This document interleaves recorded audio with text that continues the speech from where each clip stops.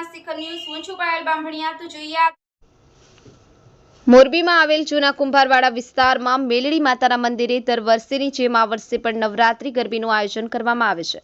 આ ગરબી પ્રાચીન સમયથી ઘણા સમયથી આ નવરાત્રીનું આયોજન કરવામાં આવે છે। ત્યાંના વિસ્તારના લોકો આ પ્રાચીન ગરબામાં ખૂબ જ ઉત્સાહ સાથે આ ગરબીનું આયોજન કરે છે। સાથે ત્યાંની નાની બાળાઓ તેમાં ભાગ લે છે અને ઉત્સાહપૂર્વક બાળાઓ દ્વારા અલગ અલગ રાસ રમે છે। કેતન પ્રજાપતિ, સત્યના શિખર ન્યૂઝ, મોરબી।